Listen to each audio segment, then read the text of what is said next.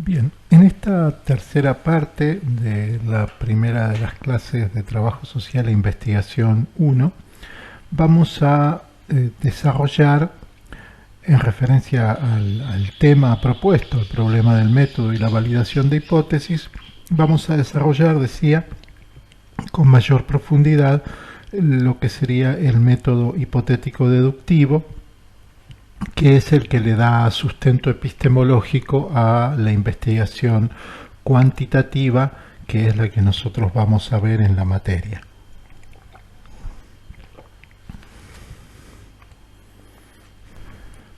Bien, el método hipotético deductivo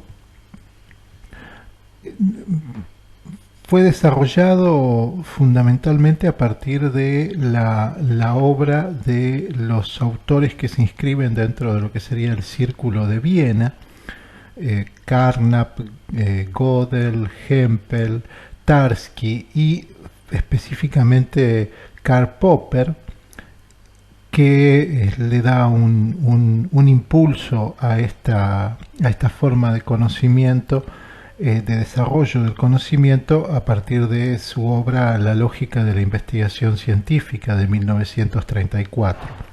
¿Cuál es el presupuesto general? Bueno, que el conocimiento científico parte de una conjetura, o sea, una hipótesis, de la que se derivan enunciados observacionales que permiten su contrastación empírica. ¿Cómo sería entonces desde esta perspectiva el desarrollo del método, del método científico? Bueno, partimos del planteamiento de un problema. Las posibles respuestas a ese problema están planteadas en la teoría. A partir de la teoría nosotros generamos hipótesis.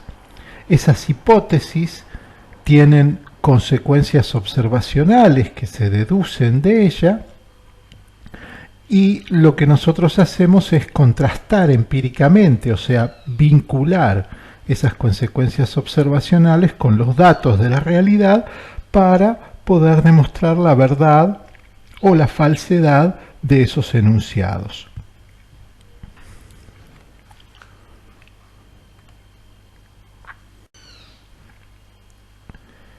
¿Qué sucede en la contrastación? Bueno, aquí nosotros nos vamos a encontrar con dos posibles caminos, y estos caminos, que tienen que ver con la posibilidad de refutar o de confirmar determinada hipótesis, no son caminos iguales, sino que aquí hay una asimetría, en tanto hay determinado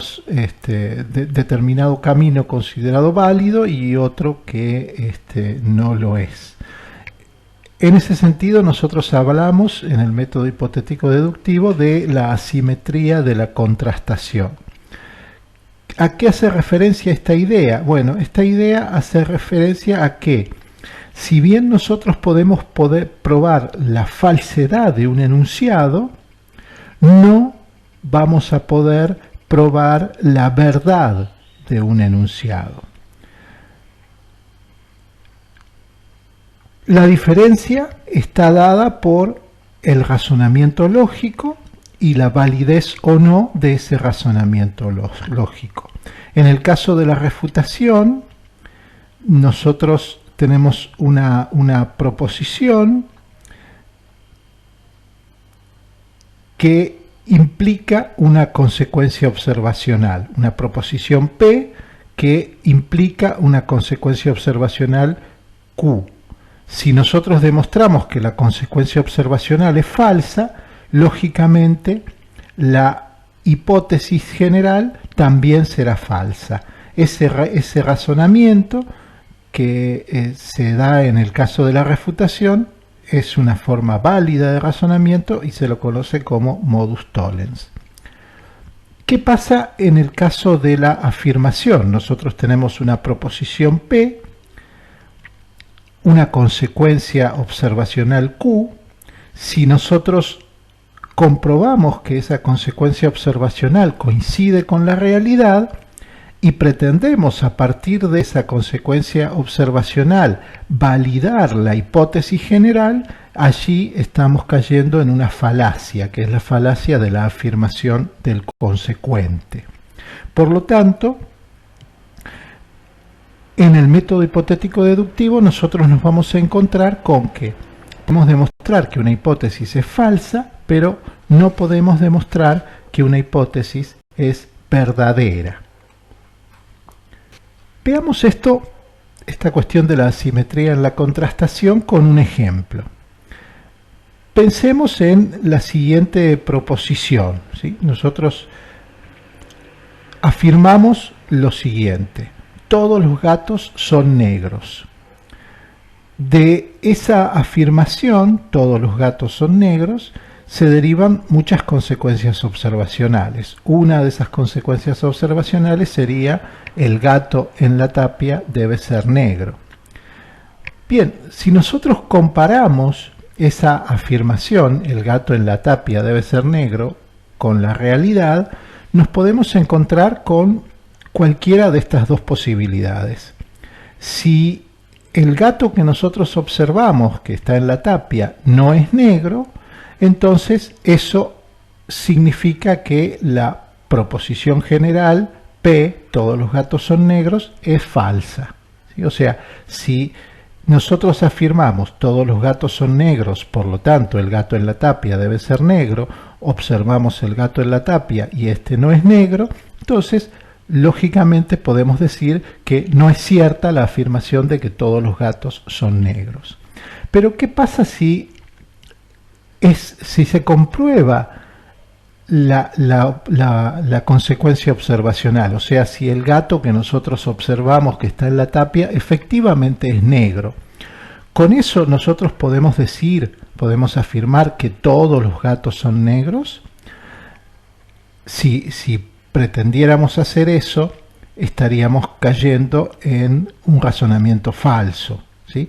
Por lo tanto, nosotros no podemos afirmar a partir de una consecuencia observacional, ni una, ni 10, ni 100, ni 1000, ni 1.000.000, una hipótesis general.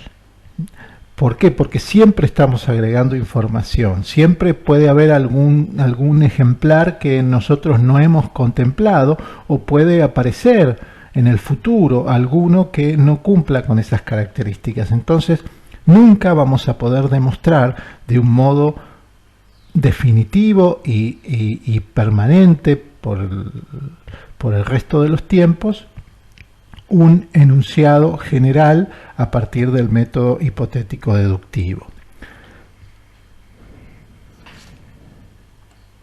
Pero sí podemos demostrar que una hipótesis es falsa. Entonces, valiéndose de esta idea, Popper va a plantear lo que él llama el falsacionismo, la corrección falsacionista al método hipotético deductivo. ¿Y qué es lo que va a decir Popper? Bueno, él va a decir: los científicos deben plantear conjeturas audaces e ingeniosas, o sea, hipótesis audaces e ingeniosas con gran contenido lógico, o sea, del que se derivan muchas consecuencias observacionales, conjeturas que pueden explicar una multiplicidad de fenómenos, y deben intentar rigurosamente refutar esas hipótesis audaces e ingeniosas. Si no logran refutarlas, estas hipótesis comienzan a generar un gran contenido de verdad, o sea, todas las veces que se ponen a prueba y no se logra refutarlas, van aumentando su valor, su importancia para explicar determinados fenómenos. Entonces, el método científico para Popper funcionaría de ese modo, ¿sí? Los investigadores plantean conjeturas audaces e ingeniosas e intentan refutarlas. La marcha del conocimiento desde la perspectiva falsacionista se daría a partir de estas dos posibilidades: la confirmación de conjeturas audaces, o sea, el planteo de una conjetura audaz, y la imposibilidad de refutarla, o la falsación de conjeturas prudentes, o sea, conjeturas que se han mantenido durante mucho tiempo. Si nosotros logramos falsarlas, allí estamos contribuyendo al desarrollo del conocimiento. Ejemplos de estas dos posibilidades en cuanto al desarrollo del conocimiento: el planteo de conjeturas audaces que no logran ser refutadas. Cuando los científicos observaban el movimiento de los planetas, habían notado que el movimiento de Urano no se ajustaba a las leyes gravitatorias de Newton, y se preguntaban qué es lo que podía suceder, y entonces apareció como una conjetura audaz la existencia de otro planeta que no podía ser visto por los telescopios que hasta ese momento se habían podido desarrollar, y que afectaba la órbita de Urano. Ese planeta luego se logró observar, es lo que se conoce como un Neptuno. Entonces allí tenemos un ejemplo de una conjetura audaz, la existencia de un planeta que no se lo podía ver pero que influía en la órbita de Urano, que contribuye al desarrollo del conocimiento. Y continuando con este tipo de ejemplos, cuando aparece toda la concepción del sistema solar, de los planetas girando en torno al Sol, o sea, la visión copernicana, esa visión entra en contradicción con una conjetura que era el sistema ptolomeico, que planteaba que la Tierra estaba en el centro del sistema, que en ese momento tenía mucha fuerza, así que estaba sustentada ideológicamente con mucho poder. Entonces el conocimiento científico allí se desarrolla y se producen adelantos. ¿Por qué? Porque una conjetura que tenía mucho éxito y que estaba muy bien asentada se demuestra que es falsa.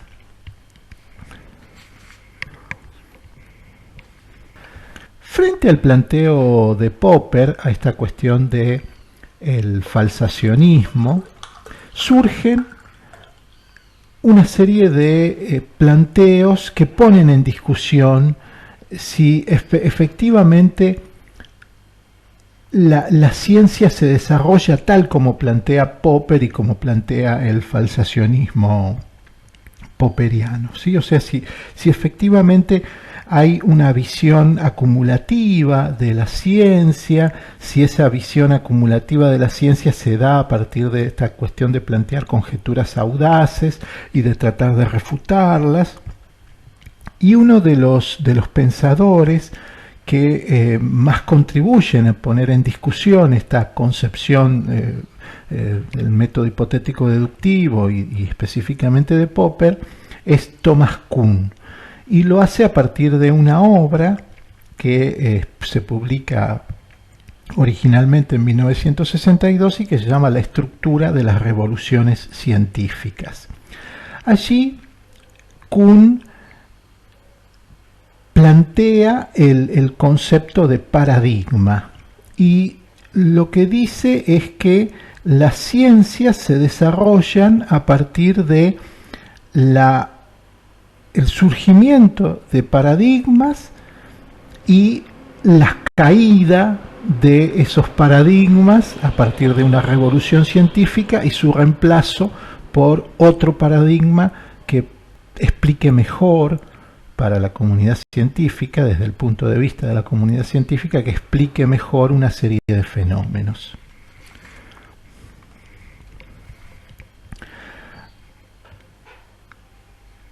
La obra de Kuhn, junto con otros pensadores, otros epistemólogos,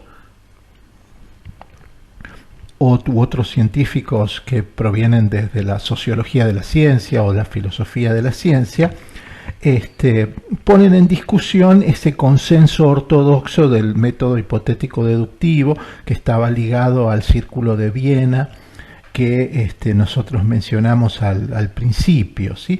Y se afirma que en la década del 60, con la obra de Kuhn y de otros autores, ese consenso ortodoxo dentro de la epistemología de las ciencias entra en crisis y comienza a aparecer otras formas de ver el conocimiento, el desarrollo del conocimiento científico.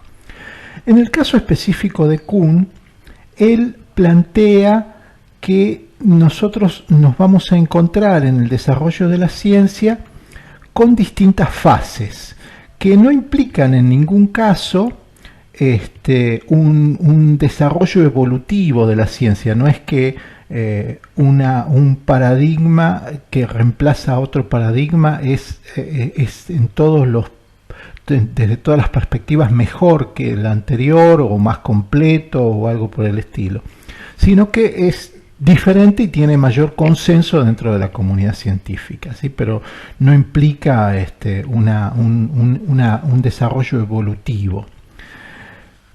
Plantea Kuhn que el desarrollo de las ciencias comienza con una primera etapa que él llama preparadigmática, una etapa precientífica, que es muy similar a lo que sería el caos, ¿sí? Allí no hay una creencia ni metodológica ni teórica que logre consenso dentro de la comunidad científica.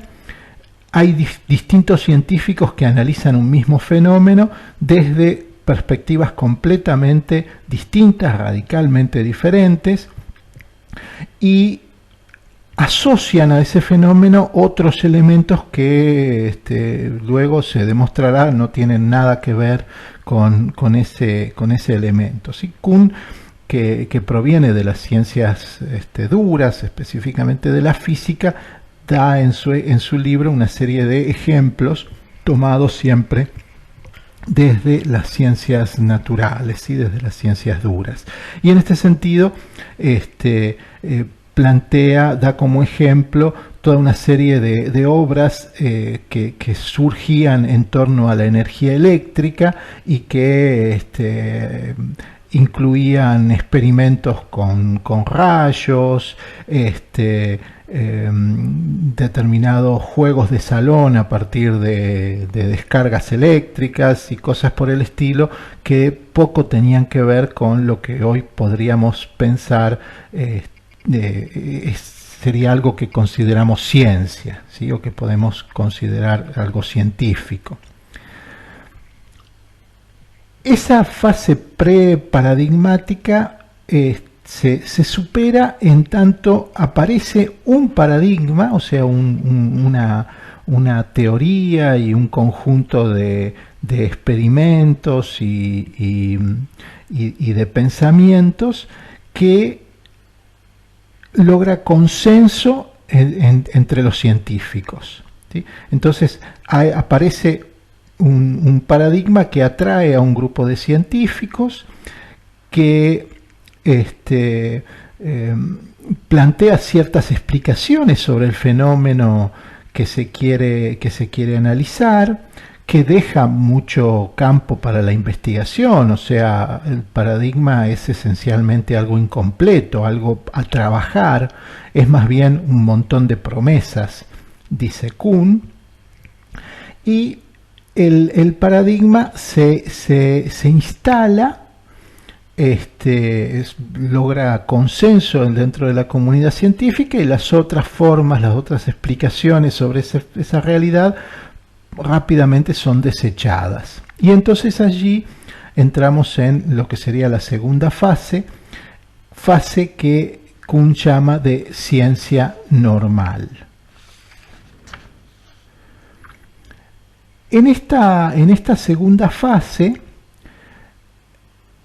nosotros nos vamos a encontrar con que lo que ocurre es, bueno, el desarrollo del paradigma, ¿sí? O sea, aquí se dan una serie de operaciones que Kuhn va a llamar operaciones de limpieza, de desarrollo de instrumentos, acoples de determinados fenómenos con determinadas teorías, la aparición de leyes constantes. Bueno, hay un trabajo de perfeccionamiento del conocimiento dentro del paradigma.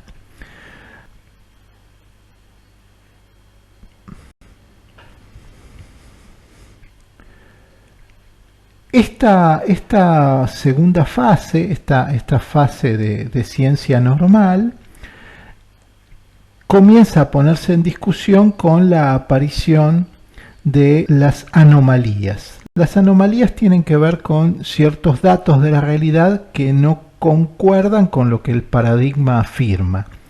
Y cuando eso aparece, bueno, el paradigma entra en crisis. Por supuesto, las anomalías se tienen que ir acumulando y tienen que producirse muchos fallos en el paradigma para que pueda ser puesto en discusión y pueda ser reemplazado por otro paradigma. Cuando aparece un nuevo paradigma que explica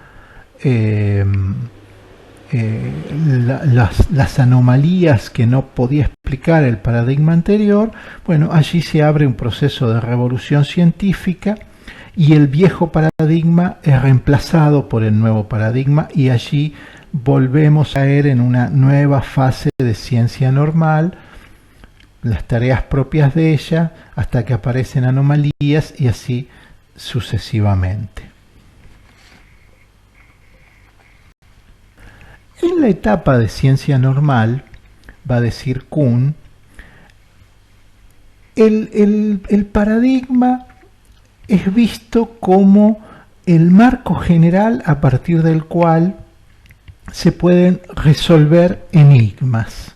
O sea, el paradigma plantea, por un lado, cuáles son los problemas que pueden ser investigados, cuáles son los caminos que yo debo seguir para realizar esas investigaciones, o sea, brinda una serie de temas de investigación, el paradigma, brinda una serie de técnicas y métodos de investigación, el paradigma, y además me asegura que si yo planteo del modo correcto el tema y el problema a investigar, y si yo sigo los lineamientos metodológicos, voy a obtener una solución al problema.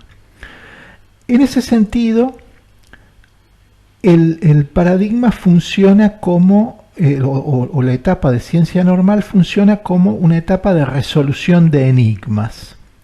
El paradigma da una serie brinda una serie de problemas que son como por ejemplo rompecabezas o como por ejemplo crucigramas o un sudoku que nos dice que eso se puede solucionar, que es un problema que se puede solucionar siempre y cuando uno se ajusta a determinadas reglas, a determinados procedimientos.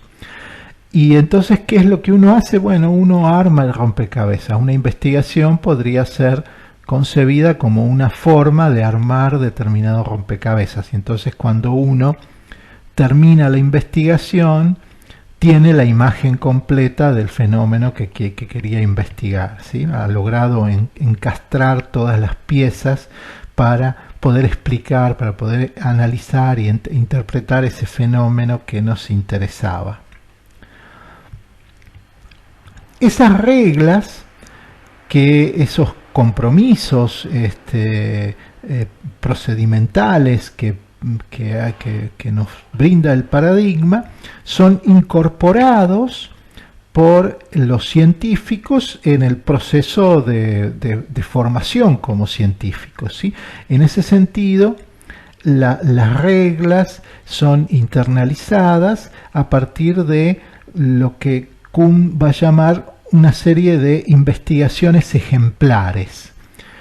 En esas investigaciones ejemplares, el joven científico, el que se está formando como investigador, va internalizando todo el proceso por medio del cual se logran determinadas soluciones e internaliza el paradigma, ¿sí? Internaliza cómo el paradigma ha sido creado, cómo se desarrolló y cuáles son las tareas que se pueden desarrollar dentro de el paradigma.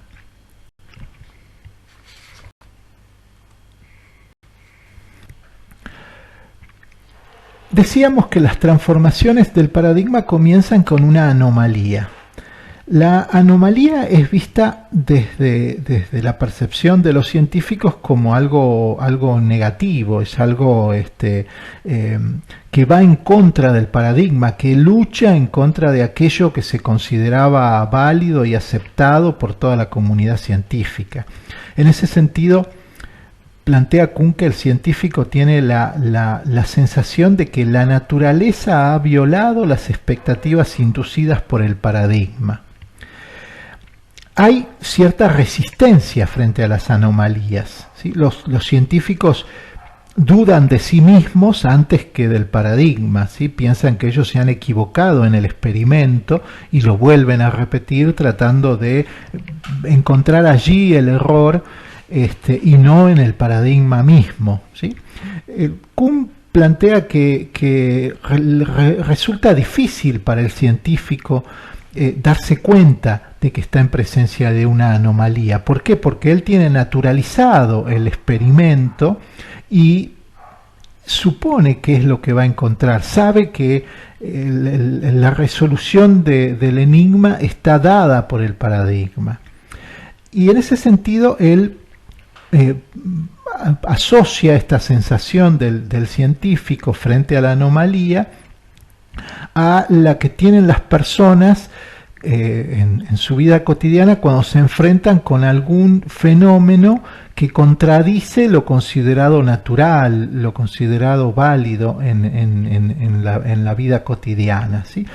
Y Kuhn da como ejemplo un experimento de psicología social en el que se le brindaban a un grupo de personas con las que se estaba experimentando, se les ponía en una pantalla cartas de póker, con la excusa de ver en cuánto tiempo podían reconocer la carta. Entonces aparecían cartas primero lentamente y cada vez más rápido hasta que la persona podía decir qué carta era y entonces ahí aparecía otra. Y en estos mazos de cartas de póker aparecían algunas cartas que tenían una anomalía. Por ejemplo, un as de corazones que en lugar de ser rojo era negro. Y las personas primero no notaban la anomalía, pero sí tenían una sensación de malestar. O sea, sentían que algo no estaba funcionando bien, que había algo que no era normal, pero no podían identificar qué era. Y eso les producía cierto malestar. Bueno, exactamente lo mismo le pasa a los científicos. Entonces los científicos realizan contraexperimentos contra las anomalías, establecen leyes ad hoc para tratar de salvar ese tipo de casos. Pero cuando las anomalías se repiten y cada vez son más y cada vez están más presentes, allí entonces se produce una acumulación de anomalías y llegamos a una etapa de revolución científica. Y aparece un nuevo paradigma que permite explicar las anomalías.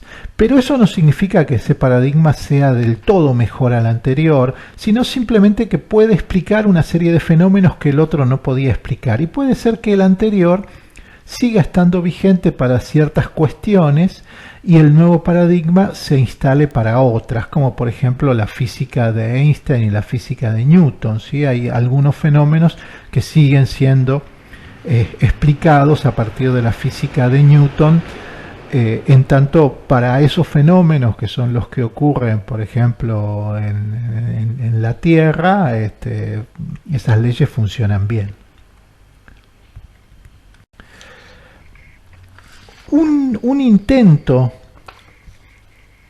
de integración de las perspectivas popperianas y las perspectivas de Kuhn es el que realiza Imre Lakatos en su obra La metodología de los programas de investigación científica, que constituye una recopilación de artículos de este epistemólogo, artículos que fueron publicados originalmente entre 1969 y 1973. Y Lakatos desarrolla lo que se conoce frente al falsacionismo popperiano, que es planteado como un falsacionismo más bien ingenuo. Bueno, Lakatos lo que intenta plantear es lo que se conoce como el falsacionismo sofisticado. Bien, en este falsacionismo sofisticado, más que probar si una teoría es falsable, lo que se buscan es ver si determinada respuesta que da una teoría a un fenómeno es mejor que la que daba otra, ¿sí? Y entonces nosotros podríamos decir que aquí el objetivo es poner a prueba distintas teorías y ver cuál es la más acertada para poder explicar determinado fenómeno social. El conocimiento científico, entonces, va a decir Lakatos, desde este falsacionismo sofisticado, el conocimiento científico adelanta a partir de la confirmación de conjeturas audaces, como nosotros habíamos propuesto, dando el ejemplo de la existencia de Neptuno, o por la falsación de conjeturas prudentes. Y en ese sentido hemos hecho referencia a Copérnico y a la cuestión de que la Tierra no era el centro del universo. Por otro lado, si nosotros logramos falsar conjeturas audaces, bueno, eso en realidad aporta muy poco al conocimiento científico, ¿sí? O sea, si yo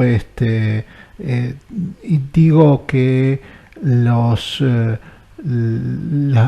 las frutas tienen determinado color porque hay unos bichitos de colores que se pegan en su cáscara, y logro demostrar que esa hipótesis es falsa, en realidad he aportado muy poco al conocimiento científico.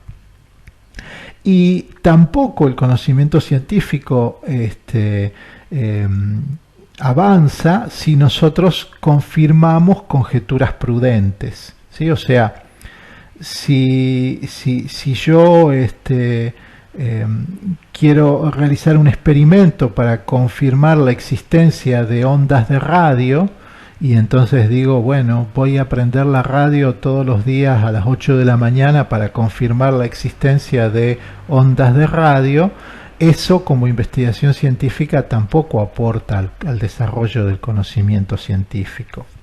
Entonces, la investigación, va a decir Lakatos, se desarrolla dentro de programas de investigación científica. Programas de investigación científica que van a funcionar del siguiente modo. Van a tener un núcleo duro en donde nosotros nos vamos a encontrar con los componentes centrales de la teoría, aquello que no es puesto en discusión, aquellos elementos paradigmáticos que le dan sentido a la disciplina, al paradigma, y alrededor de ese núcleo duro un cinturón protector de hipótesis auxiliares de las cuales se van a desprender enunciados observacionales que nosotros vamos a poner en discusión, ¿sí? Y entonces los ejercicios de investigación, las tareas de investigación van a estar relacionadas a estas hipótesis auxiliares y nosotros vamos a tratar allí de funcionar por medio de esta cuestión falsacionista, o sea, vamos a plantear hipótesis y vamos a tratar de demostrar que son falsas, y mientras no logremos demostrar que son falsas, se mantienen en el paso del tiempo y se vuelven cada vez más fuertes. Pero en ningún momento, si nosotros logramos refutar esas hipótesis auxiliares, eso no significa que estamos poniendo en discusión el núcleo duro. O sea, el paradigma se mantiene, el paradigma tiene una existencia más allá de las investigaciones particulares y concretas que realice un investigador o un grupo de investigación, ¿sí?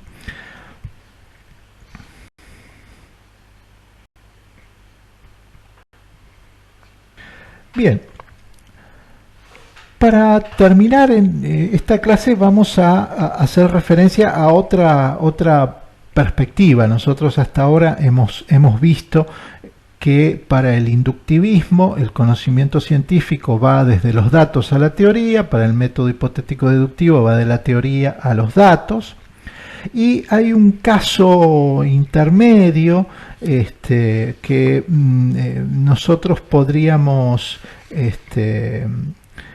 ubicar como una forma alternativa de desarrollo del conocimiento científico, y es lo que se conoce como la abducción. La abducción va a plantear que el conocimiento científico parte desde una teoría. Desde esa teoría lo que intenta es analizar ciertos datos de la realidad para ubicar esos datos dentro de un caso más general, un caso que ha sido abordado y ha sido explicado desde la teoría. Vamos a ver esto con un ejemplo para que se entienda mejor. La abducción, o lo que se conoce como paradigma indiciario, porque funciona a partir de indicios, es una forma de razonamiento que muy propia de, por ejemplo, los médicos, ¿sí? Y entonces nosotros vamos a tomar en este ejemplo un caso, por supuesto, ficticio, tomado de una serie de televisión que era el Doctor House, y el Doctor House funcionaba con este método de la abducción para poder ubicar al paciente dentro de un caso más general, ¿sí? Entonces, aquí nosotros tenemos una teoría, ¿sí?, que hace referencia a un tipo de enfermedad, por ejemplo, en este caso, el lupus, que tiene una serie de síntomas, muchos síntomas que no los vamos a leer, aparecen allí en la diapositiva. Entonces, ¿qué es lo que hace el científico? Compara la teoría con los datos específicos, en este caso del paciente, ¿sí? O sea, las características que tiene este enfermo en particular, ¿sí? Y entonces ve si esos síntomas coinciden con alguna enfermedad, o sea, compara los síntomas con la teoría.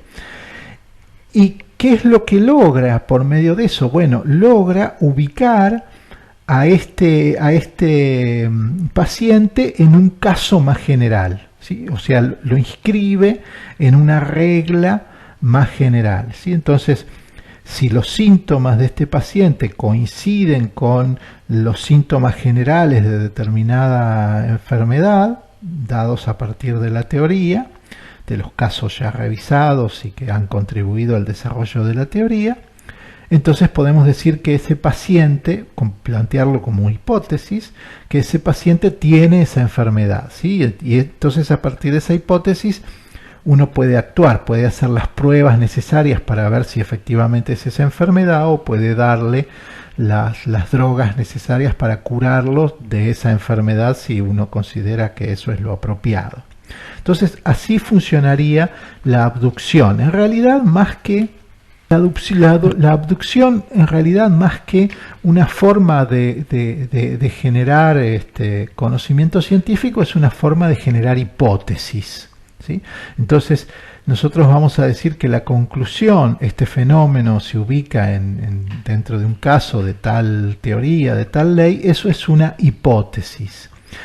¿Cómo funciona la abducción? Bueno, conecta modelos preexistentes, estos modelos teóricos, con configuraciones de hechos, o sea, con datos concretos. Y al poder ubicar, al permitirnos ubicar a estos datos, a este conjunto de datos, dentro de una configuración más general, agrega nuevas ideas, ¿sí? Pero nosotros tenemos que tener en cuenta que la abducción no constituye una prueba lógica. Nosotros no estamos probando la hipótesis, sino que estamos generando la hipótesis. Luego tendríamos que poner a prueba la hipótesis y para ello tenemos el método hipotético deductivo, por ejemplo.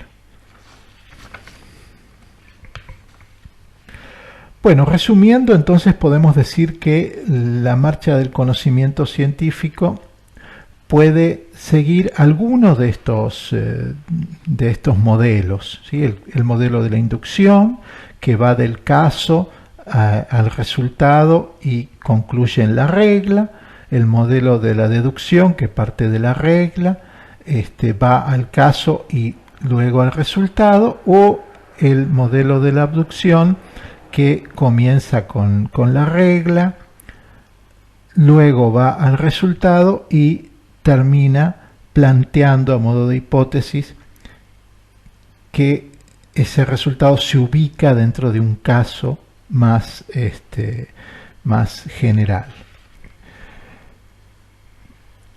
Y para terminar, nosotros podríamos decir que el conocimiento científico en realidad en su desarrollo incorpora estas tres visiones. Y por lo tanto podemos plantear una visión circular del conocimiento científico. Una visión circular que puede comenzar desde la teoría. En base a la teoría y cierto conocimiento de la realidad, nosotros, o sea, de la realidad que queremos estudiar, podemos plantear hipótesis, y allí está la abducción. Desde las hipótesis podemos plantear las consecuencias observacionales, operacionalizar esos conceptos para ver cómo se los encuentra en la realidad y compararlos con la realidad, y allí está presente la deducción. Llegamos a la contrastación de esas hipótesis con la realidad empírica, interpretamos esos datos obtenidos, generalizamos a partir de esas interpretaciones, a partir de la contrastación de hipótesis, generamos conceptos, generamos relaciones entre conceptos, allí está la cuestión de la inducción, y así contribuimos al desarrollo de la teoría, ¿sí? Por lo tanto, en realidad no importa si nosotros partimos desde algún punto en particular, sino que lo importante es tener en cuenta que el desarrollo del conocimiento científico pasa por todos estos momentos, ¿sí? Y hay una retroalimentación, o sea, nuestra investigación pone en juego determinados elementos teóricos para interpretar cierta realidad social, pero a su vez nuestra interpretación de esa realidad social contribuye al desarrollo de la teoría. La teoría no puede ser vista como algo rígido, algo fijo, algo inmutable, sino que es algo que nosotros empleamos para conocer mejor determinada realidad social y que modificamos a partir de ese proceso de investigación científica que hemos desarrollado.